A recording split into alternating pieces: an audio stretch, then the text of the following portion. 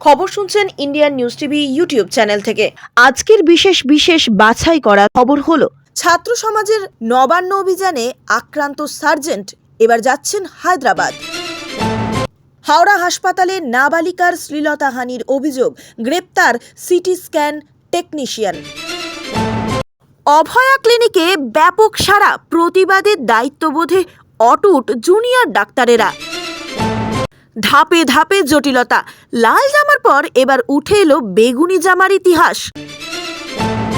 সেপ্টেম্বরের প্রথম দিনই বাংলায় 4টি যৌন নির্যাতনের অভিযোগ, মালব্যর নিশানায় মমতা। এবারে আসছি বিস্তারিত খবরে। প্রথমেই জানাবো, আমাদের চ্যানেলটি অবশ্যই সাবস্ক্রাইব করুন নিত্য নতুন খবর সবার আগে পাওয়ার জন্য। ছাত্র সমাজের নবান্ন অভিযানে আক্রান্ত সার্জেন্ট এবার যাচ্ছেন হায়দ্রাবাদে।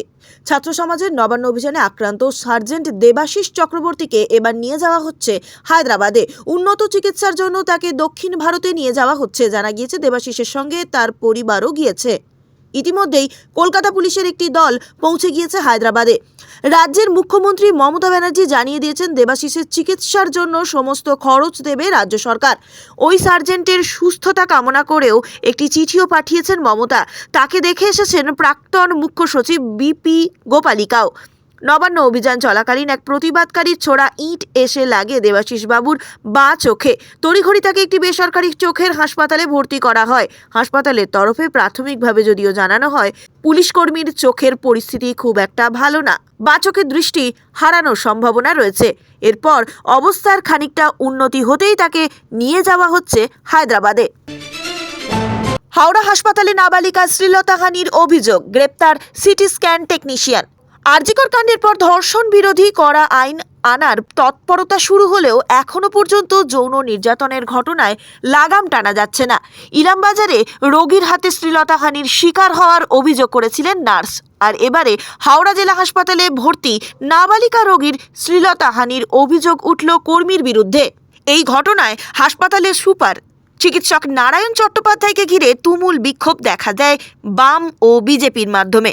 তাদের দাবি, নাবালিকার শ্লীলতাহানির ঘটনায় সুপারকে অপসারণ করতে হবে। হাওড়া স্টেট জেনারেল হাসপাতালে এক নাবালিকার শ্লীলতাহানির অভিযোগে ল্যাবরেটরি টেকনিশিয়ানকে গ্রেপ্তার করল হাওড়া থানার পুলিশ। এই ঘটনাটি জানাজানি হতেই চাঞ্চল্য ছড়িয়ে পড়ে হাসপাতাল চত্বরে। নাবালিকার পরিবারের চিৎকারে লোকজন জড়ো হয়ে যায়। ঘটনাস্থলে হাওড়া থানা থেকে পুলিশ এসে পৌঁছায়। আরজিকরের ঘটনায় রেশ এখনো কাটেনি। এরই মধ্যে হাওড়ায় সরকারি হাসপাতালের এমন ঘটনায় প্রশ্ন উঠল। শনিবার রাতে ঘটনাটি ঘটেছে। এই ঘটনায় হাওড়ায় থানার পুলিশ একজনকে গ্রেপ্তার করেছে। অভিযুক্ত ওই হাসপাতালের ল্যাবরেটরি টেকনিশিয়ান। সূত্রের খবর, শনিবার বুকে যন্ত্রণা বোধ করায় ওই নাবালিকাকে হাওড়া স্টেট জেনারেল হাসপাতালে ভর্তি করা হয়। তার পরিবারের লোকজন তাকে ভর্তি করেন। রাত 10টা নাগাদ তাকে সিটি স্ক্যান করানোর জন্য নিয়ে যাওয়া হয়। অভিযোগ, সেই সময় নাবালিকার শ্লীলতাহানি করে আনন্দরাজ নামে এক টেকনিশিয়ান। আতঙ্কে চিৎকার করে কিশোরী সিটি স্ক্যানের ঘর থেকে বেরিয়ে আসে। তার বাড়ির লোকজনকে বিস্তারিত জানায়। ঘটনাটি জানাজানি হতেই হাসপাতাল চত্বরে চাঞ্চল্য ছড়িয়ে পড়ে। নাবালিকার পরিবারের চিৎকার চেঁচামেচিতে লোকজন জড়ো হয়ে যায়। খবর পেয়ে হাওড়া থানা থেকে পুলিশ এসে পৌঁছায়। কিশোরীর পরিবারের সদস্যদের অভিযোগের ভিত্তিতে পুলিশ টেকনিশিয়ানকে গ্রেপ্তার করে। অন্যদিকে অভয়া ক্লিনিকে ব্যাপক সাড়া, প্রতিবাদে দায়িত্ববোধে অটুট জুনিয়র ডাক্তারেরা। আরজিকর কাণ্ডে নির্যাতিতার স্মরণে তৈরি হয়েছে অভয়া ক্লিনিক। এবার সেই অভয়া ক্লিনিকের ব্যাপক সাড়া মিলেছে বিভিন্ন ক্যাম্পে। শনিবার থেকে টেলিমেডিসিন পরিষেবা ও অভয়া ক্লিনিক চালু করলেন জুনিয়র ডাক্তারেরা। নিহত জুনিয়র মহিলা চিকিৎসকের স্মরণে বিভিন্ন মেডিকেল কলেজের জুনিয়র ডাক্তাররা চালু করেছেন এই অভয়া ক্লিনিক। আরজিকরে তরুণী চিকিৎসকের ধর্ষণ ও খুনের ঘটনার বিচার চেয়ে দীর্ঘদিন ধরেই সরব ডাক্তারেরা। এই নৃশংস হত্যাকাণ্ডের বিচারের দাবিতে দীর্ঘদিন ধরে কর্মবিরতি চালিয়ে যাচ্ছেন তারা। এমনকি সুপ্রিম কোর্ট থেকে শুরু করে মুখ্যমন্ত্রী মমতা বন্দ্যোপাধ্যায় তাদের কাজে ফেরার আবেদন করেছিলেন, কিন্তু তাতেও আখেরে লাভ কিছুই হয়নি। শেষ পর্যন্ত গতকাল অর্থাৎ শনিবার থেকে টেলিমেডিসিন পরিষেবা অভয়া ক্লিনিক চালু করলেন জুনিয়র ডাক্তাররা। আউটডোর বন্ধ থাকায় সাধারণ রোগীদের মধ্যে সমস্যা তৈরি হয়েছে। চিকিৎসা পরিষেবা না পাওয়ায় বহু মানুষ সমস্যায় পড়েছেন। সুপ্রিম কোর্টের প্রধান বিচারপতি ডিওয়াই চন্দ্রচূড় নিজে জুনিয়র চিকিৎসকদের আন্দোলন তুলে নেওয়ার বার্তা দিয়েছিলেন, কিন্তু জুনিয়র চিকিৎসকেরা তাদের আন্দোলন চালিয়েই যাবেন বলে সিদ্ধান্ত নিয়েছেন। সাধারণ মানুষের মধ্যে যাতে চিকিৎসা পরিষেবা পৌঁছানো যায় সেই কারণে এই পরিষেবা চালু হয়েছে। রোগী ও রোগীর বাড়ির আত্মীয়রা নির্দিষ্ট ফোন নম্বরে যোগাযোগ করছেন।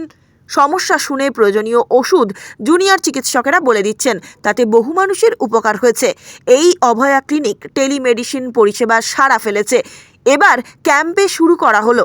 কলকাতা শহরের বিভিন্ন জায়গায় জুনিয়র ডাক্তারদের তরফ থেকে চালু হয়েছে অভয়া ক্লিনিক। রবিবার সকাল 10টা থেকে দুপুর 2টো পর্যন্ত একাধিক জায়গায় চলে অভয়া ক্লিনিক।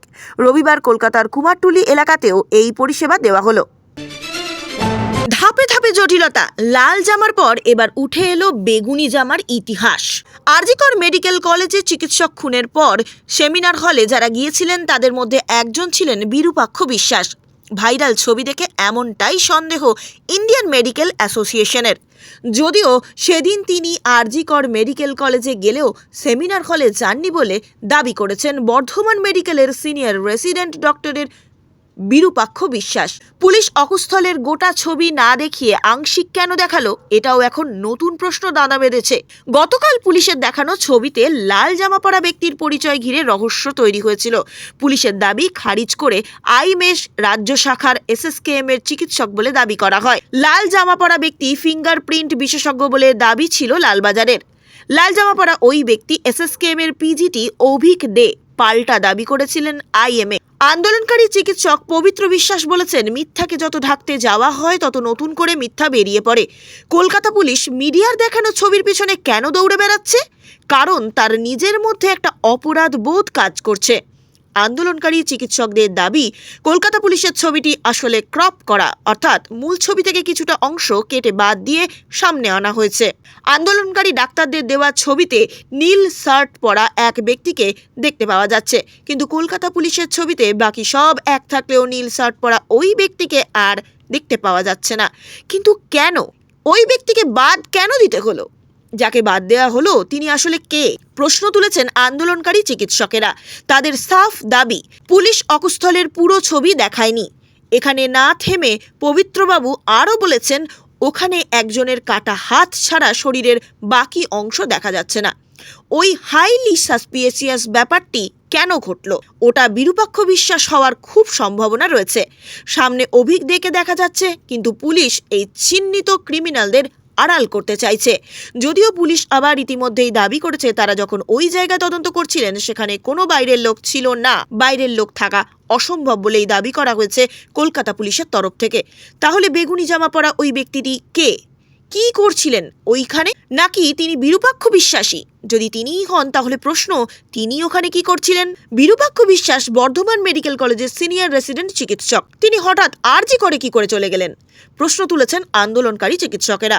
সার্ভিস ডক্টর ফোরামের সাধারণ সম্পাদক সজল বিশ্বাস বলেছেন, আমরা দেখলাম প্রচুর বাইরের লোক ওখানে ঢুকে গিয়েছিল। যে ছবি ভাইরাল হয়েছে তাতে অনেককেই দেখা যাচ্ছে, অথচ পুলিশ যে ছবি দেখাচ্ছেন তাতে বেশ কয়েকজনের ছবি কেটে বাদ দেওয়া হয়েছে। আমরা মনে করি তাদের আড়াল করা হচ্ছে। যারা তথ্য লোপাটের জন্য ওখানে গিয়েছিলেন তাদের মধ্যে কেউ হতে পারেন ইনি। এই ছবি সিবিআই এর হাতে তুলে দেওয়ার দাবি করেছেন তিনি। যারা যারা ওখানে ছিল তাদের সকলকে তদন্তের আওতায় আনা উচিত বলেও মনে করছেন তিনি। সেপ্টেম্বরের প্রথম দিনই বাংলায় 4টি যৌন নির্যাতনের অভিযোগ, মালব্যর নিশানায় মমতা। সেপ্টেম্বরের প্রথম দিনই বাংলায় 4টি যৌন নির্যাতনের অভিযোগ উঠল। এক্স হ্যান্ডেলে ঠিক এই ভাষাতেই আইন শৃঙ্খলা নিয়ে তৃণমূল সরকারকে নিশানা করলেন অমিত মালব্য। ইলামবাজার, নদিয়া, মধ্যমগ্রাম ও হাওড়ার ঘটনাকে হাতিয়ার করে আক্রমণ জানালেন তিনি। এরপর 4 জায়গার ঘটনার কথা সংক্ষেপে তুলে ধরে মালব্য লেখেন, মমতা বন্দ্যোপাধ্যায়কে ধন্যবাদ। মহিলাদের জন্য সবথেকে অসুরক্ষিত রাজ্য পশ্চিমবঙ্গ। কঠোর আইন প্রয়োগ এবং ফাস্ট ট্র্যাক কোর্ট তৈরি করে ধর্ষণ ও পস্কো মামলায় অভিযুক্তদের শাস্তি দেওয়ার ব্যাপারে উনি কিছুই করেননি।